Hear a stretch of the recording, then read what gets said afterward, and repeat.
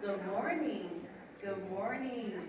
Good morning. Good morning. Good morning. All right.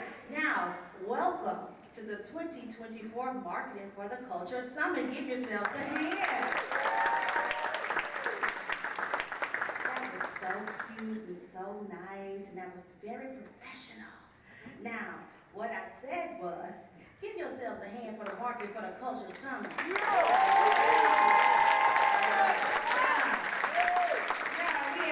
It's so good to be in the house of all you disruptive creators with our theme this year, Plot Twist, because that lets you know that something has changed. Amen? Amen. Amen. All right, I am your host for this year's summit, Antrashelle Nova. The electric personality, I said because I was like, oh, wait, we hear the corporate setting, but I am the electric personality. That ain't gonna change no matter what, but I am the digital and social media director for the University of Houston downtown. I'm so excited to be here with you guys here today. Now we're gonna have a good time, we're going to learn, and we're going to elevate ourselves. The first thing that I need to let you guys know that everybody pull out your phones. Everybody see your phones, pull out your phones. On your tables, there is a QR code or a tent, a table tent, and it looks like a cube a little bit, and some of them look like a 10 little triangle, amen. There is an agenda there. The most updated agenda is right there on the QR code. I welcome all of you to stay up to date with us with that QR code and follow. Now, if you have not noticed that there are some times on there, just ignore that. Ignore those times. Ignore that. We're going to guide this thing here, okay? And we're going to catch up and catch on somewhere around this thing, okay? Are you with me? Okay, now are you ready to give some love to our president of the African American Marketing Association? They're not ready yet. Are you ready? Are you ready to give some love to our president of the African American Marketing Association, Michelle Gomez?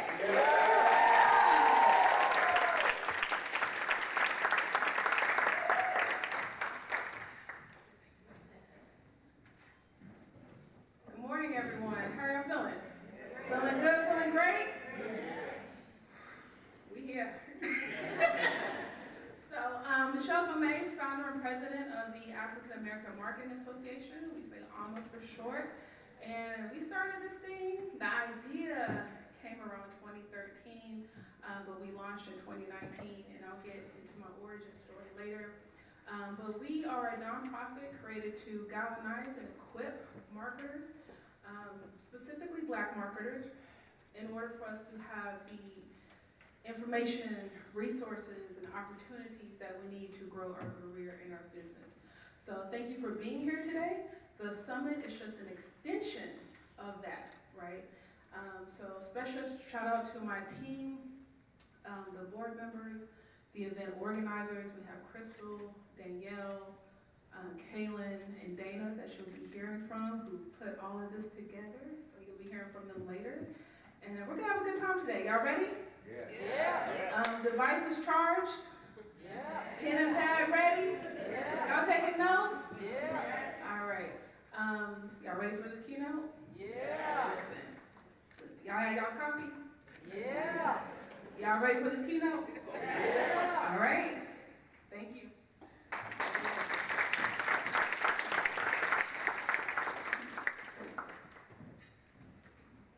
Into this opening keynote session, and in this session it's entitled Marketing Unscripted, AI and the Narrative 2.0 Era. And let's get into our keynote speaker, Katie Casey. Give it up. Katie Casey, a Marcoms Innovation Programs Manager at HP, a professional deeply passionate about innovation and positive impact. Katie continues to push boundaries with her latest achievement, engineering generative AI prompts, a cutting-edge solution transforming the communication processes of HP's global marketing function and the agility of content generation through automated messaging and synthetic data. Beyond her professional endeavors, Katie is dedicated to empowering underrepresented voices, that's us, And being present in the rooms where those who look like her are in small number. She embraces the potential of generative AI to foster inclusive connections, unlocking new possibilities for diverse audiences. Ladies and gentlemen, please give it up for your keynote speaker, Katie Casey.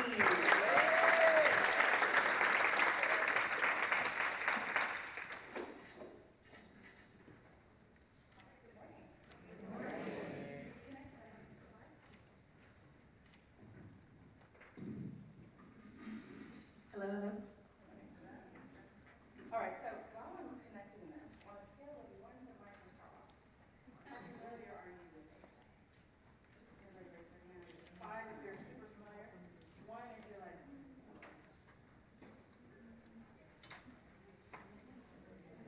we got some 3s. We got 5, okay. 5. We got 4. That's 2. 1 to 5. Okay, pretty good. You're good. Yeah, too much behind you. No, you're good. Okay, perfect. So welcome. I'm Katie, as you told you.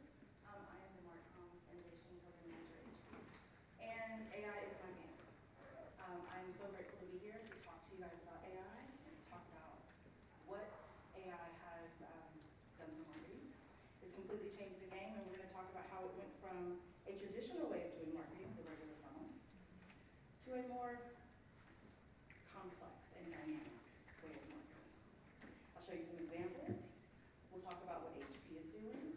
We'll talk about what the risks are, what the mitigation processes would be, and then we'll also look at some prompt engineering at the end that you'll be able to take home and use with your teams. Sound good? Okay, so let's get started here. We're going from scripted to unscripted. We all know this funnel here, right? We start with awareness, interest, consideration, conversion, loyalty, and eventually we close the deal, right? AI has now made it like this, where it's gone from a single, standard, one-way funnel with singular messages to a more diverse playing field. With this, we're able to introduce our brand through obviously relevant ads like usual, but we're also able to leverage things like social media. We can leverage things like personal data. We can leverage information that we get directly from the customer in order to feed back into the loop, in order to continue to refine our ads. So now we have not just a singular message that goes down one funnel, we have multiple messages that are personalized for every single person. Just imagine if Nike, HP, Twitter, huge brands like that, were able to talk directly to you, right? That is the future that we're looking to bring to pass. And so here, we're going to look at a comparison. So in the past, we cast wide nets, hoping to catch as many people as possible. And now, we're able to take consumer behaviors, preferences, sentiments, and craft messages that speak directly to people, and adjust them in real time to ensure that we get the maximum relevance and engagement. Why does this matter? Because 90% of marketers believe that AI is going to enhance their business profitability. Because 91% of consumers prefer brands that offer personalized and relevant recommendations. Because 52% of consumers report satisfaction with having personalized digital interactions. 60% of shoppers are more likely to become repeat buyers after a personalized shopping experience. And then ultimately, you're going to raise revenue by at least 10%. So it's a good thing to look at. It's an opportunity that we have. Here's an example. We all know this brand. We all know the slogan. Just do it, right? And in the past, when we looked at Nike, they used to pretty much do the broad mass marketing campaigns where you would just see an athlete doing a thing. You see a boxer boxing. You see a basketball player playing basketball. And then you'd see the logo just do it in the corner. That's a one-way message, right? You can't interact with that message. That message isn't visible. That message is not personalized for every single person that interacts with the Nike brand. And so now, they have grown up a little bit. In comes Nike Plus and the Nike app. In the Nike app, you can sign up for communities where you can go to run clubs. You can meet other people that are a part of the Nike community. They will measure where you run and how long you run. They will recommend shoes to you based on what type of terrain you like to run on. They will also allow you to post information about what you're doing and connect with others. And so by using the app and also by using the wearables that they now create along with Apple, they work with Apple and create the Apple Watch for Nike specifically, and they also have their own branded version of wearables. They can now track you wherever you're going. What does that mean? They know where you are. They know what your heart rate is. They know who you communicate with. They know what you like to buy. They have all of this information that now they don't have to just say, just do it. They can talk to you specifically, one-on-one, in your phone. So you're having a two-way relationship with Nike now, right? And so in this app, it allows you to set goals, track progress, and compare info with friends. So now you have a community. Now you're engaging with the brand in real time all the time. And when you're getting up to accomplish your own personal goals, whether that be running for fun, running for fitness, running because you're in a run group and you just need to talk to one of your friends, you also are engaging with Nike that entire time. And while you're doing that, they are collecting information in order to personalize their messages for you. And a lot of these ads that you'll see, so you don't see LeBron James. You don't see Serena Williams. You see regular people like you and me. And so by being able to see yourself with the brand, you are more likely to engage. You're not inundated with celebrity. You're not inundated with large names that are inaccessible to you. These are your friends. This is your family. This is you.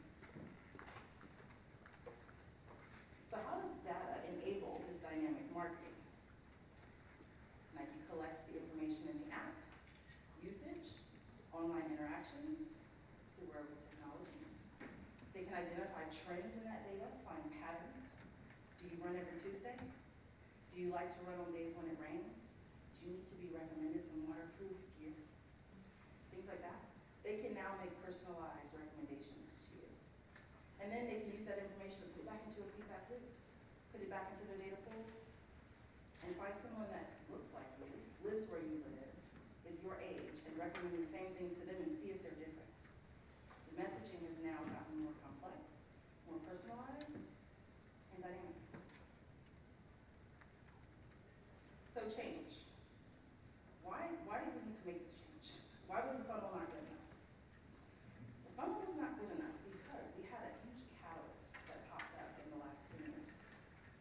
Social media. Google reviews, Yelp, YouTube, Twitter, Reddit, Instagram. All of these apps allow your customer to talk to you all day long. They're telling you what they don't like. They're telling you what they do like. They're telling you what they ate for breakfast, what their boyfriend did, what their boyfriend did not do. They're talking about what they bought, how they liked it, how they hated it, how their interaction with the store clerk was horrible. And all of that information is affecting you as a brand every single day.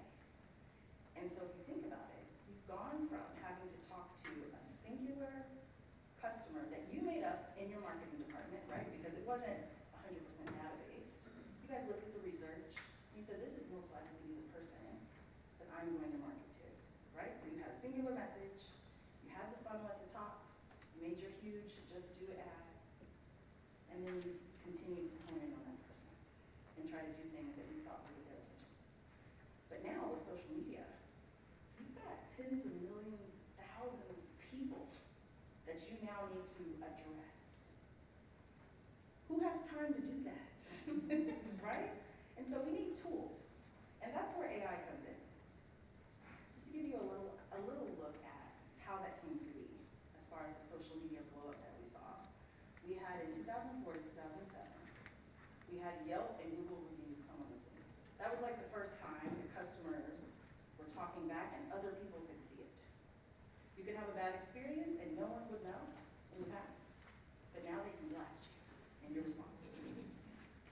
In 2009, dissatisfaction expressions became popular. People love to go tell people, hey, United Airlines, my flight was late. What are you going to do about it? Right? And everybody watched to see how long it was going to take for United Airlines to respond. In 2010, Instagram is out. And now we're taking photos. So not only am I talking about it, and people have to believe me, right? Because it's my word versus the brand's. They could see it. They could watch a video of someone fighting at McDonald's.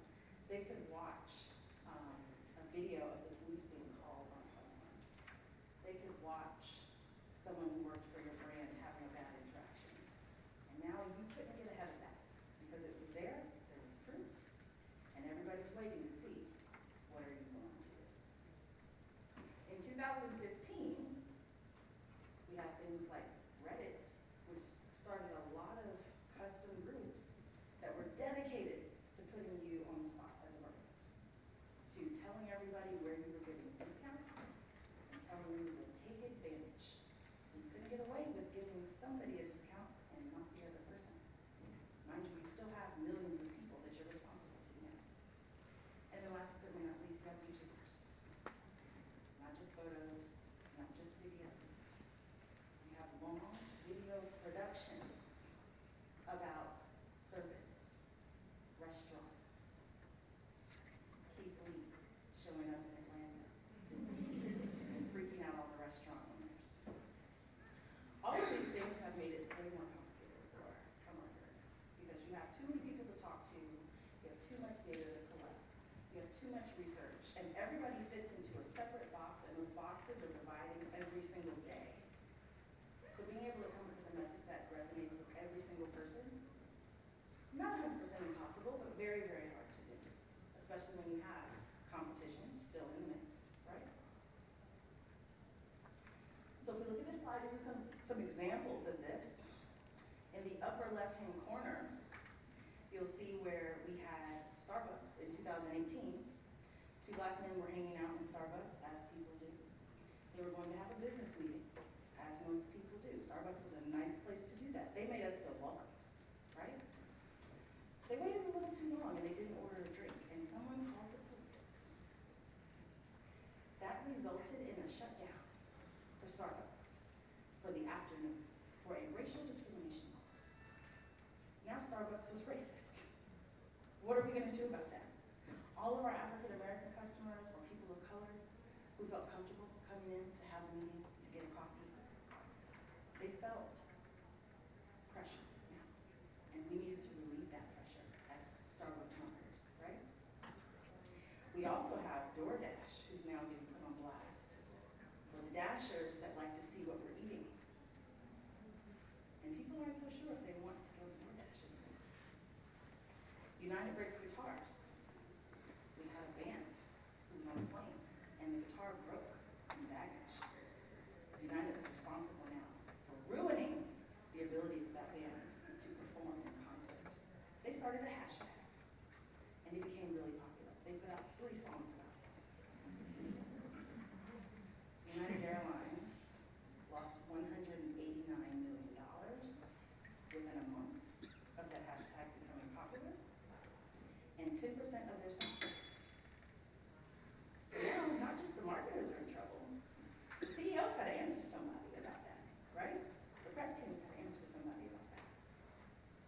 Uber, when JFK Airport, they had a strike by the taxis, who were their competitor. But Uber took advantage of that, and they surged the prices and went to go pick people up. And delete Uber, the hashtag was born. That day, on the 28th of January, when that hashtag went up, everything changed for Uber because they were in the lead, and they had never been behind. On the 30th of January, Lyft, for the first time, surpassed Uber because they had made a mistake, and everyone was deleting Uber all over the place. So your market share is at risk if you're not answering to this. We also have Drake. You see Drake in the car? Whose team are you on?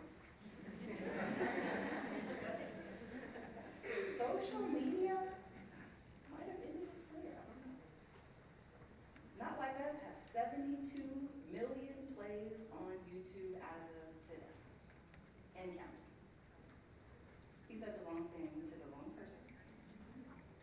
And his career is now at risk. His brand is at risk now because he's got to figure out how to answer to social media, who is judging it and keeping track of every single thing that he says and does, and they're fact-checking him.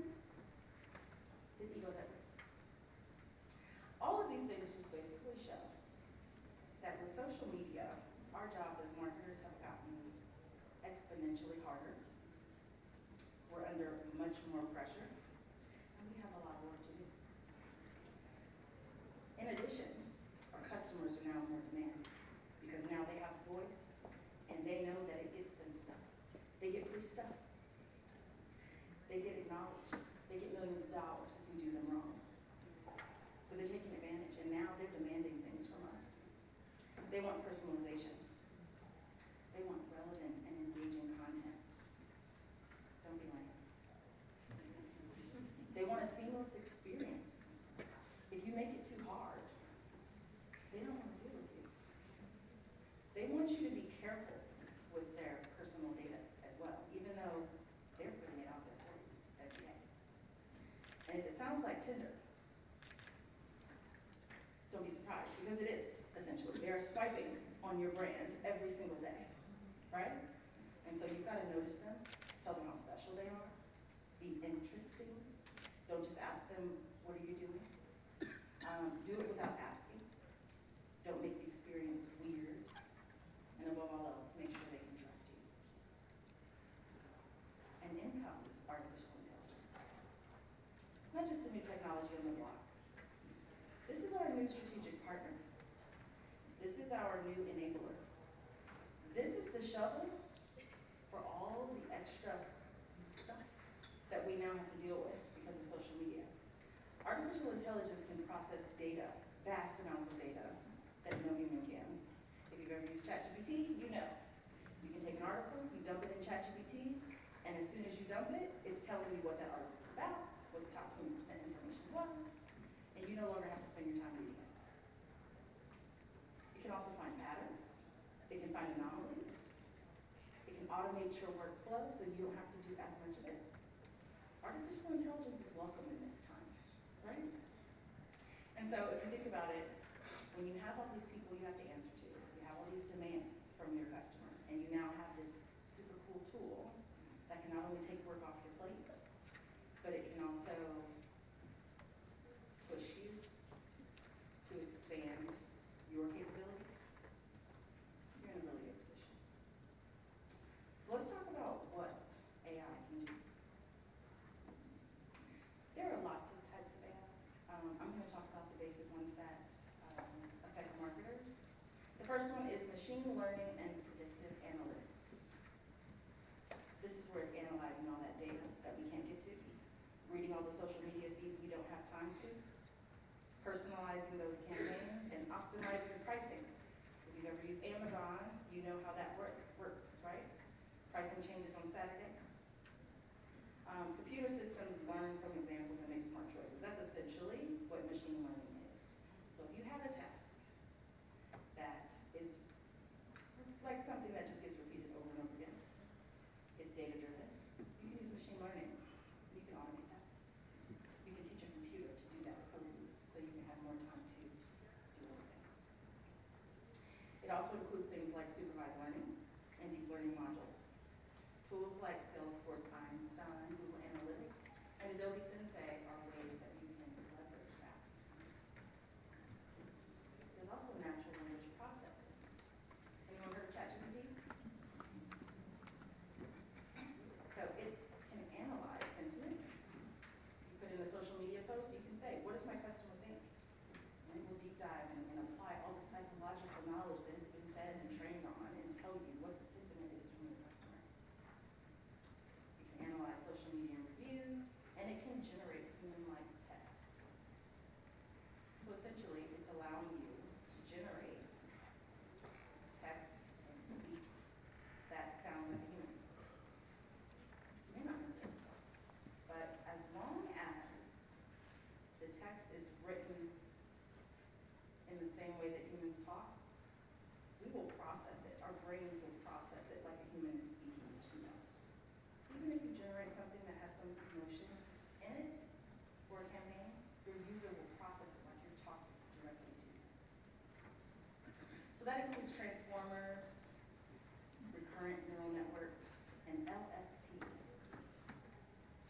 very technical stuff, but essentially it's just the computer being able to talk like me.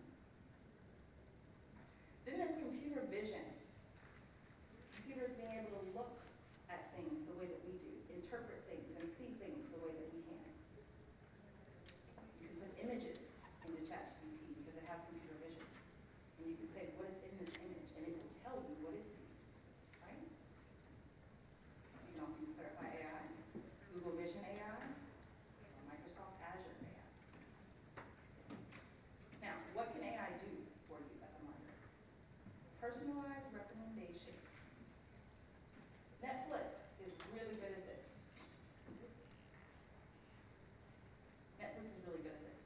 If you watch scary movies, Korean melodramas,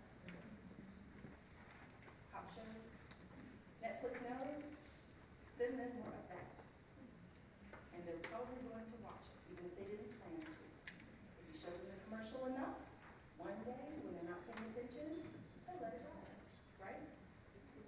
So in this sense, just like Amazon can recommend you products that are related to other products that you buy, personalized recommendations is definitely a use case for AI. So we think back to the Nike app we looked at earlier. If they know you're running in the rain, you need that waterproof jacket. You need those waterproof shoes, right? So they mimic human brain design in order to process and understand complexity. And that's the value that it brings to you.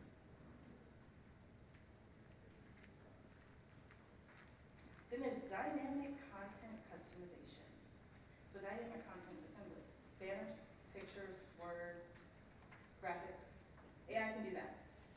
It can customize websites so that every person who goes to your website is a custom version of your website, and they see photos of people that look like them, messages that speak like them, messaging that relates to things that they like, want, and desire. These systems dynamically assemble and optimize content based on data. So if you click on an ad that looked like it had a picture in it of somebody that looked like you, and they saw that you liked that, they'll continue to send images that look more like that, and more like that, and keep getting in your face until you're locked into the brand and you're loyal to it. There are chatbots and virtual assistants. Do you guys like those? Do you guys press one like me until the human gets on the phone? Have you noticed lately it takes a really long time to do that now? You can program a chatbot to answer questions that you get all the time, right? So that you can spend your human resources on more custom questions that might get asked. Again, remember, you have millions of people to answer to now, right? There's got to be some middleman. Then you have programmatic advertising that automates the buying and placement of ads based on the return on investment. So your media teams can leverage this. These systems are programmed to dynamically serve up content that drives value. It can do predictive modeling, so it can guess what things will work for you. You don't have to try and fail. And then it also has machine learning algorithms as well, so you can get smart data back from your performance data and be able to manipulate how it works. Customer segmentation is probably the number one use case for AI, right? We talked about all of these people you now have to deal with. How do you know who all of them are? And what boxes they like to check? And what are the differences between those people? Segmentation with AI is so much better than it ever was because it can find patterns that as humans we never could. It can find anomalies that we never could. It can find demographic information, which was the basics, right? It can look at psychographic information. It can look at ethnographic information. All types of things. It can find patterns, trends, so that you can be at the forefront of whatever's happening now. You might not always be able to see that post that comes out. That's the start of something big. But with customer segmentation and the ability to monitor using AI everything that your customers are saying and doing, and if you're like Nike and you get the wearables, where they are,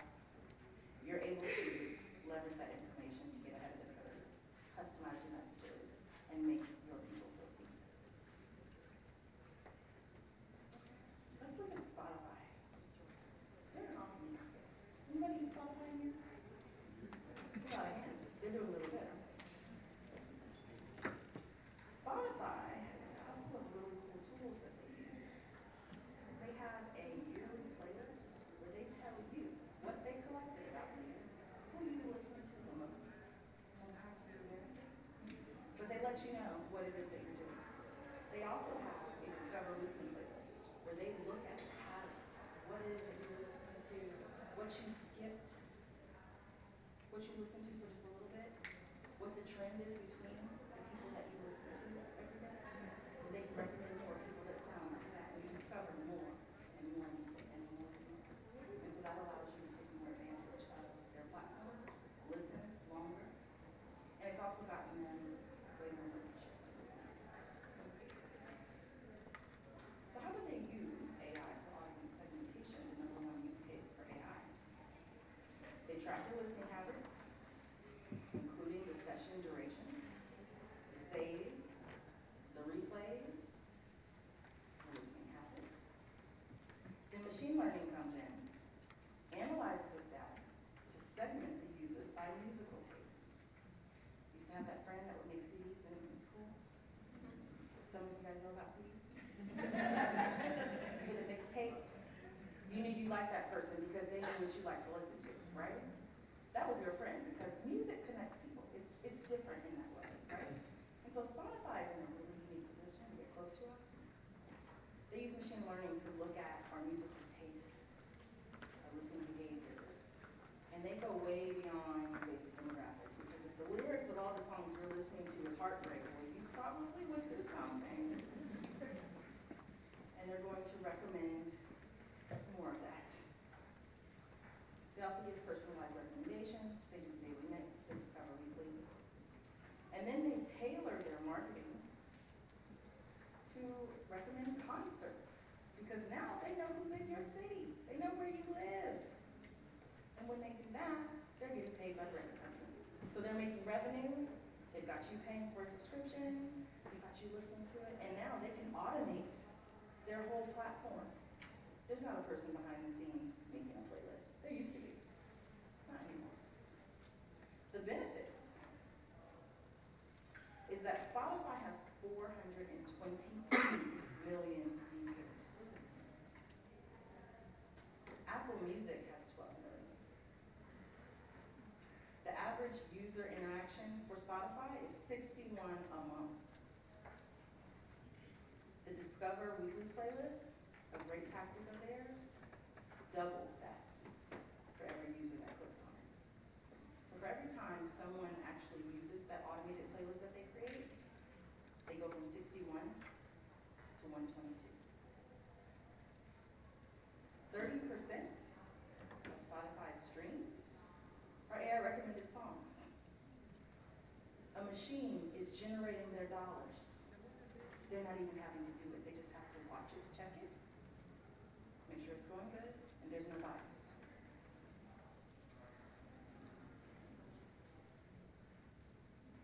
This has all helped them to increase their subscriptions.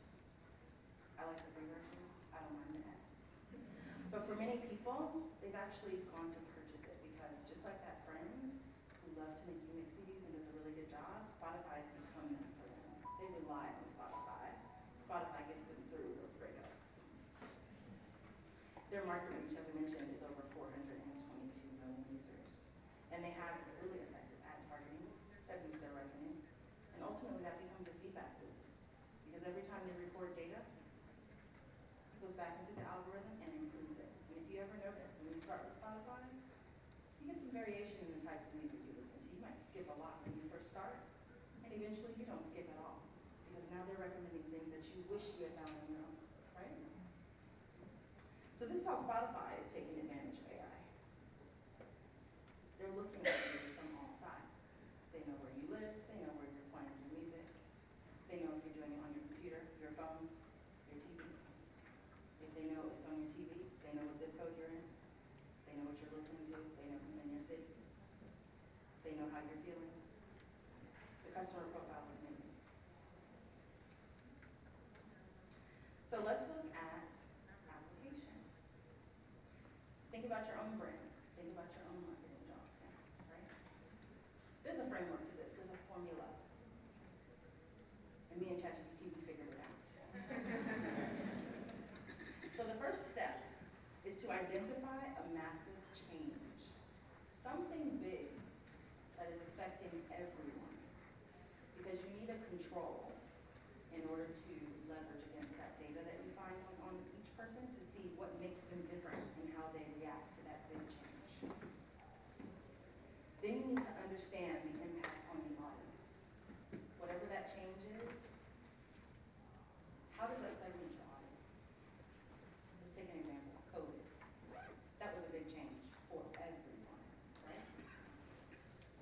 audience that turned into remote workers, hybrid workers, essential workers, unemployed, non-workers, dead people, people that took the shot, people that didn't take the shot, people that could leave their homes, people that couldn't.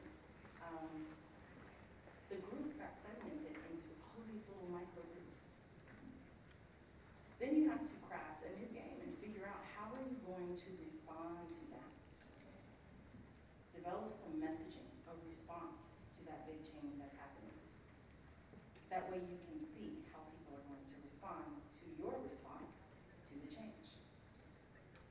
Then you have to acknowledge the challenges that everyone's going through, right? Because you need to resonate. And people, misery likes company, so people like to talk about what they don't like more than what they do.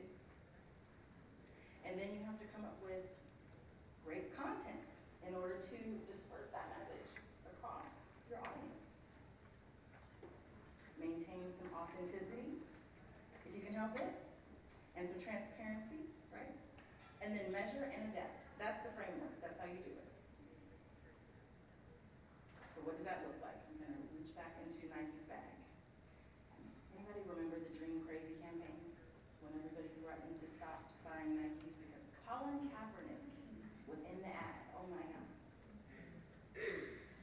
This ad started as the 30th anniversary of the Just Do It tagline. The first ad had Serena Williams in it.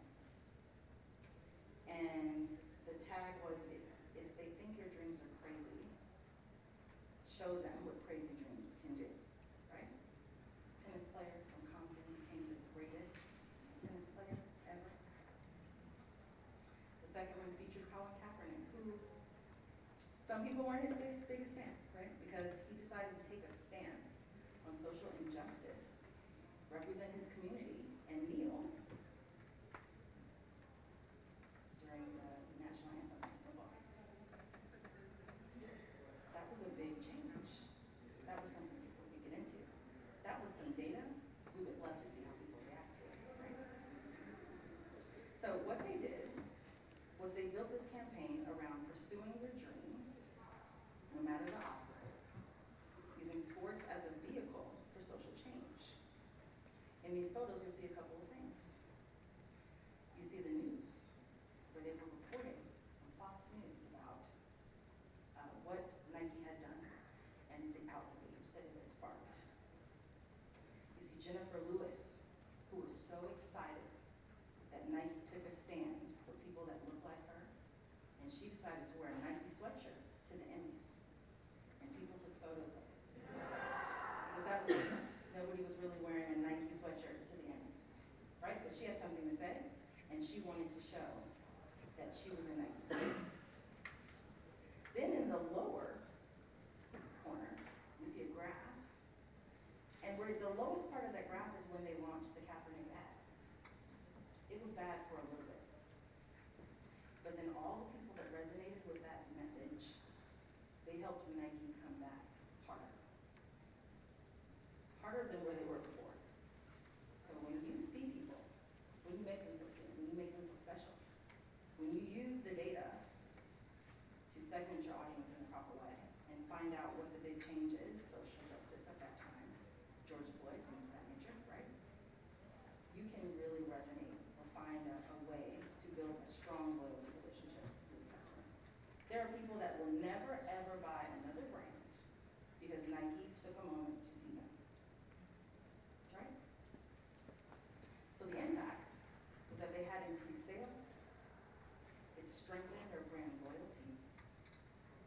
Socially conscious Gen Z was all the way in the corner, right? And funny enough, when the outrage was sparked, Nike got on Twitter, and they doubled down on their message. They then released a video of Colin talking about dreaming crazy and that they will not stop. And Nike basically said, we don't care what you think, we stand for social justice, right? So their values were even more prominent, which allows them to be real and authentic to the people that resonate with that message. How many Nike fans do you know?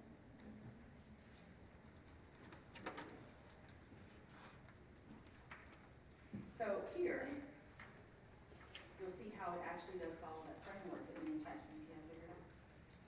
The big change was societal issues of social injustice. The audience that they needed to segment and look at was people of color, activists. The new game that they were playing was to empower everyone to dream crazy and to take a stance for what they believe in and not be afraid of what the mass media might say. To strengthen brand loyalty and to stand for social justice. They acknowledged the challenges of that by using data analytics. So what they did was they didn't just go head first. They launched the Reno service. They saw that was okay. Then they put out columns. They knew they were taking a deep dive. But they used data analytics to look at the responses on social media. And I'm sure somebody in the back room saw that the people in favor versus the people not in favor, that number was higher. So they doubled down and their market share went up. Data tells a great story. It'll help you tell a great story. Here's another one. Coca-Cola. I don't drink soda, but I love Coca-Cola.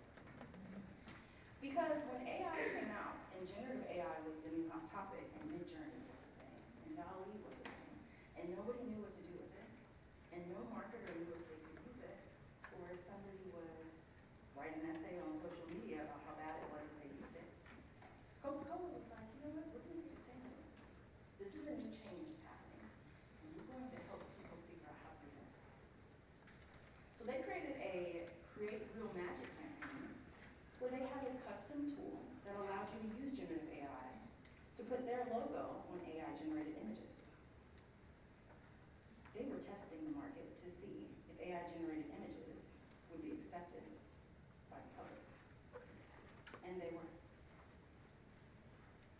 They had videos using art and their brand in order to show what AI could do in a video space. They had a website where they showed off everyone's personal creations.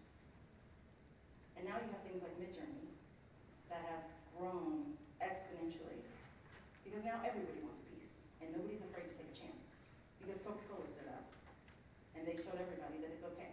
It's okay to use this technology. AI is not going to kill you, right?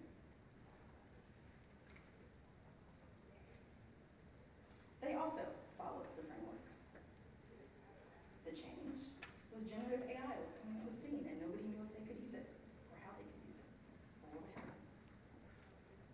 The impact was that they got insights into people's preferences for generated art. There are contests where people are winning millions of dollars for generated art. Ideas, the economy of ideas is now a thing. All of the artists that were complaining, we're still in talks about what that means, but we can take a chance. BuzzFeed is another really good use case. If you don't know, BuzzFeed owns several brands. Complex, heard that? That's the version of BuzzFeed that is targeting people that look like us. But what BuzzFeed does is they have one data lake of news stories. And what they do is they take data that they have on how people speak, what they like, what trends are available, and they pivot it for every cultural audience. So Complex gets a version, BuzzFeed gets a version, APAM, their Asian American version, gets a version. They have a Latin American version that gets a version. And if you're in one group, you probably don't know about the others. But they're basically selling that content to multiple groups, right? They're diverting their message multiple times to different people and using data to do it. They also followed the framework. They identified a demand for more personalized and interactive content, and they answered with quizzes. Quizzes was the way that they got customers to give them data in a world where privacy and trust is super important. If you give a quiz, you can give it to us because we're going to ask you, and you will sign up. Give us your email. You'll tell us what you like. You'll tell us where you live. You'll tell us what your preferences are, and then they can use that to further their agenda of distributing content to different cultural groups.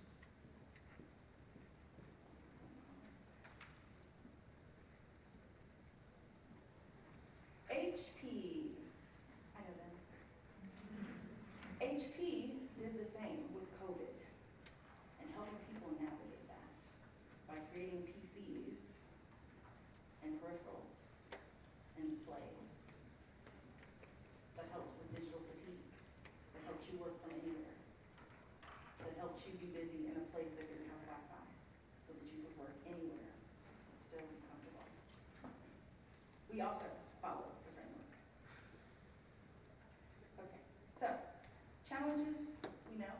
AI is a big deal. It can help you out. You can come up with many ways to reach your customer by using the framework. Privacy and security is a big deal.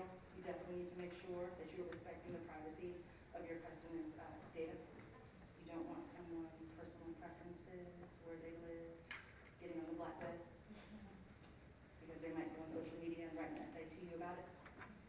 You don't want to have bias and discrimination, like Amazon's hiring recruitment tool that was biased towards women. You want to have operational safety in place. And because I think we are running through, I'm going to go here, let me see. There's also interactive product demos and AR, right? Because interactivity is big now as well. Virtual reality store tours on people's phone that you can use.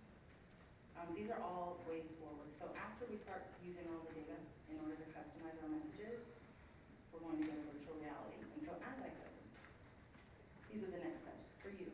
Start small, pick a project, use the framework. I will make it available to you. I have a QR code at the end that you can scan, and I will send you the framework so you can use it in your personal business. Use the data wisely. Try to insert some automation. Do continuous learning. Always try, always fail, always try again. And then leverage HP's AI expertise by purchasing one of our new AI PCs. Because our new AI PCs will enable you to do all of this, because that data is large and you need to infuse it. Okay. All right, so I think we are good to go, and I'm just going to leave on this slide here. You can scan the LinkedIn, the framework. I have a prompt for that you can drop in the ChatGPT, tell them about your business, and it will generate your brand narrative for you and recommend how you can use AI, what content you need to create, who your target audience is, and what your messages need to be.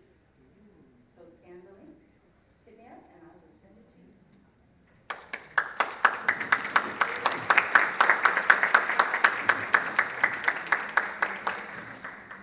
Thank you.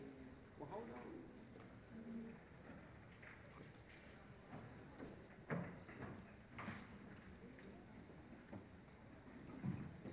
All right, give it up for our keynote.